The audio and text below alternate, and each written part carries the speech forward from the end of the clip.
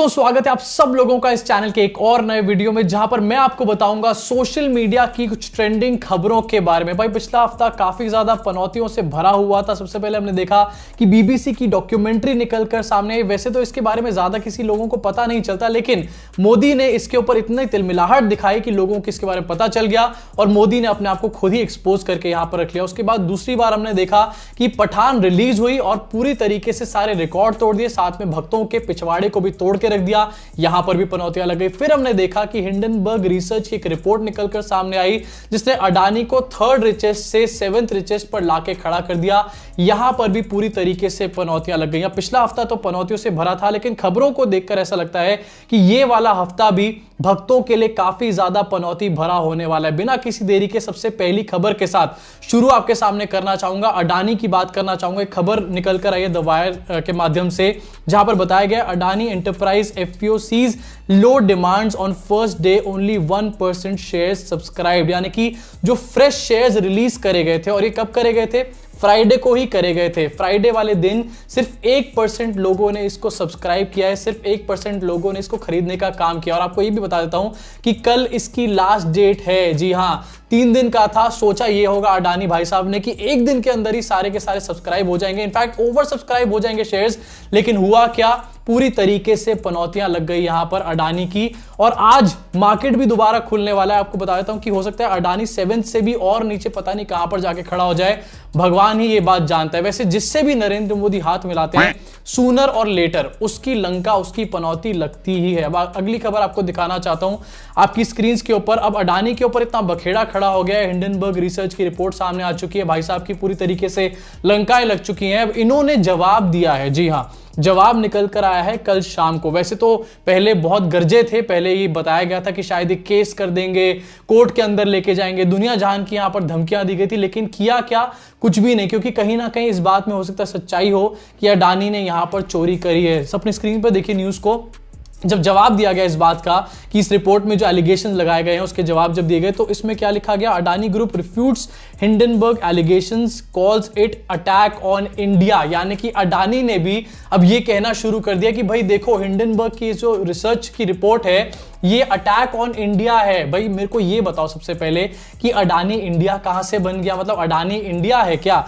यहां पर अपने आप को इंडिया कहने का काम किया जा रहा है, सिर्फ राष्ट्रवाद के नाम पर अपने आप को किस तरीके से बचाने का काम कर रहा है अडानी। ये साफ इस चीज का सबसे बड़ा एग्जाम्पल है। और इस बात को यह भी समझाता है कि अडानी ने सच में ही कुछ गलत किया, तभी एकदम से यहां पर इंडिया पे अटैक की बात आ चुकी है। अगर अडानी ने कुछ भी गलती नहीं करी होती तो सारी चीजों को सही तरीके से प्रूव करता, इनफैक्ट स्वयं कोर्ट जाता, पहले दिन पर फ्राइडे को चला जाता और सारी चीजों को प्रूव करके रख देता। और हिंडनबर्ग रिसर्च जो है उसकी पूरी तरीके से यहां पर उससे बदला अपना निकाला था। लेकिन ऐसा कुछ भी नहीं हुआ, विच शोज की दाल में कुछ ना कुछ काला जरूर है। तो भाई अडानी की तो इस हफ्ते भी तगड़ी पनौतियां लगने वाली है। अब आगे बढ़ना चाहता हूं और बात करना चाहता हूं बीबीसी डॉक्यूमेंट्री के बारे में। मतलब पिछले हफ्ते की जो पनौतियां थी, सरकार उन्हीं पनौतियों को खत्म ही नहीं करना चाहती है। मोदी जी चाहते हैं कि वही पनौतियां चलती रहें, चलती रहें, चलती रहें। बीबीसी डॉक्यूमेंट्री पे एक और न्यूज निकल कर आई है सामने।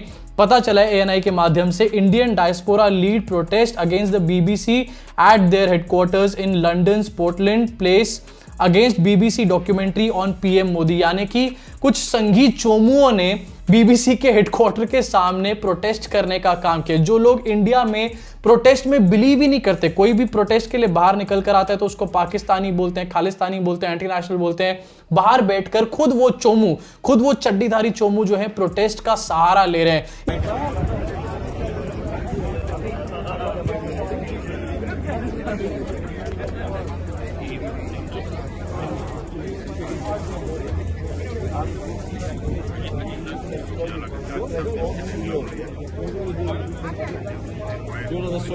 भाई देखा आपने आखिरकार ये चोमुओं की फौज, गधों की फौज किस तरीके से प्रोटेस्ट का सहारा ले रही है। भाई नरेंद्र मोदी के दिमाग का मैं क्या ही बताऊं। मतलब अपनी पनौतियां खुद ही खत्म नहीं कराना चाह रहे। लोग भूल जाएंगे थोड़े दिनों में इसके बारे में। पठान यहां पर रिलीज होकर हिट हो गई है, उसके चक्कर में ये सब चीजें ओवरशैडो हो जाएंगी। लेकिन नहीं, फिर भी इन लोगों को कुरेद कुरेद के वही मैटर सामने लेकर आना और अपनी ही पनौतियां लगवानी है। इनमें से एक गधे ने अपना एक स्टेटमेंट देने का काम किया। क्या बोला जरा स्क्रीन पर अपने देख लीजिए। It has been said in the documentary that there is discrimination against Muslim community in India under PM Modi, which is completely false.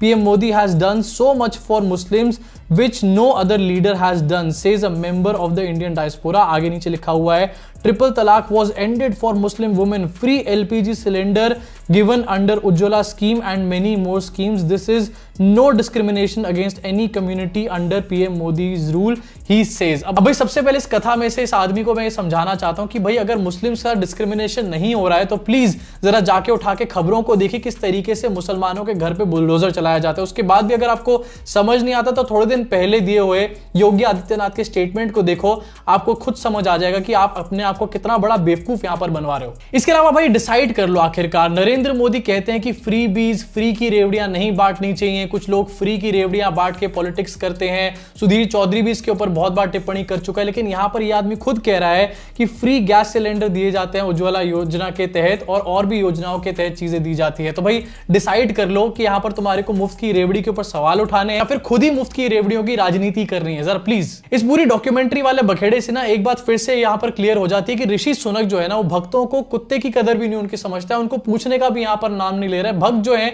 वही ऋषि सुनक की पूजा करे चले जा रहे हैं अपने आप। साथ बढ़ना चाहूंगा अगली खबर की तरफ और भाई यहां पर बात करना चाहूंगा हमारे देश की प्रेसिडेंट के बारे में। काफी सारे लोगों को शायद उनका नाम भी नहीं पता होगा, ऐसी प्रेसिडेंट वो है, लेकिन प्रेसिडेंट का फिर भी अपमान जब किया जाता है तो भाई ये काफी बड़ा विषय बन जाता है। आपको याद है ना थोड़े दिन पहले स्मृति ईरानी किस तरीके से नथुड़े फुला फुला के पार्लियामेंट के अंदर चिल्ला रही थी कि प्रेसिडेंट का इंसल्ट किया जा रहा है कांग्रेस के द्वारा, लेकिन आज वही सेम काम मैं स्मृति ईरानी जी को बताना चाहता हूं कि नरेंद्र मोदी जी कर रहे हैं। कैसे जरा देखिए इस वीडियो में, और अगर थोड़ा सा भी बूता हो भक्तों तुम्हारे अंदर तो प्लीज इसके ऊपर जवाब जरूर देना। मोदी जी के लिए, मोदी जी आपको शर्म नहीं आती? देखा आपने आखिरकार किस तरीके से नरेंद्र मोदी इतने ज्यादा एनर्जी में आ गए, इतने ज्यादा एक्साइटेड हो गए कि उन्होंने द्रौपदी मुर्मू जो हमारे देश की प्रेसिडेंट है उनको ही पिछाड़ने का काम कर दिया। मतलब देश का पीएम आगे चल रहा है, प्रेसिडेंट उसके पीछे चल रहा है। भाई आखिरकार ये प्रेसिडेंट की इंसल्ट नहीं है तो और क्या है स्मृति जी। अब बढ़ना चाहूंगा आगे और बात करना चाहूंगा यहां पर मुगल गार्डन के बारे में। जी हां, रिसेंटली एक और न्यूज निकल कर आई जो कि सोशल मीडिया पे काफी ज्यादा ट्रेंड कर रही थी, जहां पर कहा गया नरेंद्र मोदी जी ने बहुत बड़ा फैसला लिया और ये कहा है कि जो मुगल गार्डन है जो कि हर साल खुलता है प्रेसिडेंट के घर के पीछे ये गार्डन है दिल्ली के अंदर, उसका नाम चेंज करके रख दिया गया अमृत उद्यान। जी हां, नाम बदल के यहां पर दिखाया गया है कि देखो भाई कितना बड़ा काम कर दिया। इसी बीच में आपको संबित का एक ट्वीट दिखाना चाहता हूं। अमृत काल में गुलामी की मानसिकता से बाहर आने के क्रम में मोदी सरकार का एक और ऐतिहासिक फैसला, राष्ट्रपति भवन में स्थित मुगल गार्डन अब अमृत उद्यान के नाम से जाना जाएगा। भाई यहां पर आखिरकार नाम बदलने का जो दौर है ये आखिरकार कब खत्म होगा? और ये बोलने से कि ये अमृत काल चल रहा है या फिर ये अमृत उद्यान है, क्या सच में यहां पर अमृत कहीं से टपकने लग जाता है क्या? इसको लेकर भी काफी सारे सोशल मीडिया पे मीम्स चल रहे हैं। कहीं पर लोग कह रहे हैं कि आप मुगलई पराठे का भी नाम बदला जाएगा, तो फिर कोई ये भी कह रहा है कि क्या अमृता फडणवीस का नाम पहले मुगलई फडणवीस था यहां पर। इसी के बीच में ये भी आपको बताता हूं कि ये भी नरेंद्र मोदी की एक चाल हो सकती है अडानी को बचाने के लिए। भाई आप भी सोचिए एक बार, अगर आपका बैंक जो है उसकी पूरी तरीके से पनौतियां या फिर लंका लग जाए या फिर उसके ऊपर कोई बहुत बड़ी आंच आ जाए तो आपको टेंशन होगी ना। अब नरेंद्र मोदी का बैंक कौन है यहां पर? अडानी। अगर यहां पर अडानी की फ्री फॉल नहीं रुकी ना तो इसका इंपैक्ट अगले इलेक्शन पे भी आपको देखने को मिलेगा। कर्नाटका में आने वाले समय में इलेक्शन होने वाला है और अगर अडानी ने अपने आप को नहीं बचाया तो नरेंद्र मोदी कर्नाटका के इलेक्शन में उस लेवल का पैसा नहीं खर्च कर पाएंगे जिस लेवल का पैसा वो खर्च करने की ऑलरेडी प्लानिंग में बैठे हुए थे।